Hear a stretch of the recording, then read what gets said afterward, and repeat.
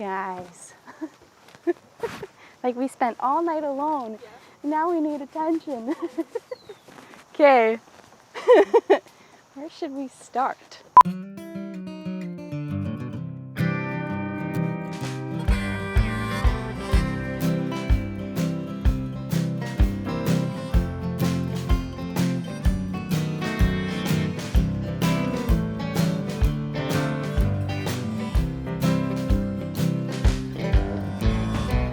My name is Stephanie Sutherland. I'm the horticulturist at Meijer Gardens and Sculpture Park for Michigan's Farm Garden, the Fry Boardwalk, and the Gwen Frosted Woodland Shade Garden. So this is day 6 of our targeted grazing program, where we've invited goats back for the 2nd year in a row to help manage undesirable plants in the wetland area.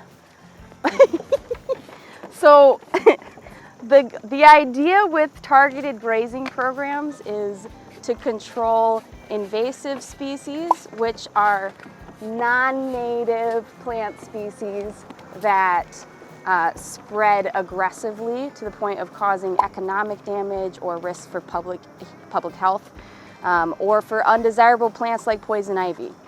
So we are using them as a low impact way to reduce the growth of these plants that we don't want out on the Fry Boardwalk. And when you use goats instead of machinery or overusing chemicals, you reduce your impact on the site that you're working in, because goats' feet are light. They don't compact the soil like big machinery do. They don't leave lasting chemicals in your soil or in the water. We're really close to the wetland, so you have to be careful when you use chemical controls. And they supply a lot of natural fertilizer as they walk around and eat.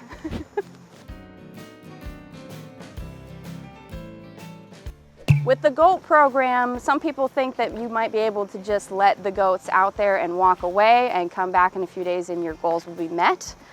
We don't find that that's the case. They will do plenty of damage on their own, left to their own devices, but goats are both picky and not. They will eat anything, but they also have their favorite plants. So we work with them to help keep them moving and excited about trying to forage for more food. And we cut down those undesirable plants that they can't reach. So the goats have a certain height that they can reach to, and we have plenty of species that are too tall for them to get to. So while they're in here, we'll cut them down, get them to goat height. They'll eat the foliage, break down that material a little bit more, and then we can haul it out or leave it to decompose. Our target species are common and glossy buckthorn, Japanese bush honeysuckles, privet, and multiflora rose. Other things they're eating while they're out here is poison ivy, wild grapevine, raspberry bushes. They really like the ash trees. So while they're out here, they get plenty of nutrition from the woody species that they're eating, and they'll even get a fair bit of hydration from eating like that bark layer. But we also have a water trough out here for them that we keep full of fresh water, and a salt lick that will help if they start feeling nutrient deficiencies or something like that. It's a little bit of a treat for them. So a lot of people wonder how we keep them in the area that we want them to work at. So we have an electric fence that keeps them in a contained section.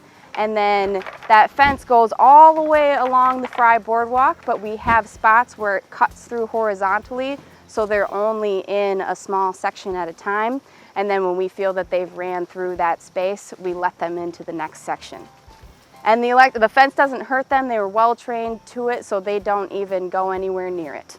And we can touch it, and it causes us only a tiny bit of pain. It's really just to keep the guests out. Anyone can hire the goats. Actually, most of the work they do is residential, and they travel all over the county and surrounding counties to graze. So you can hire them for your own home to try grazing programs to reduce overgrowth and control certain species that you don't want, like poison ivy.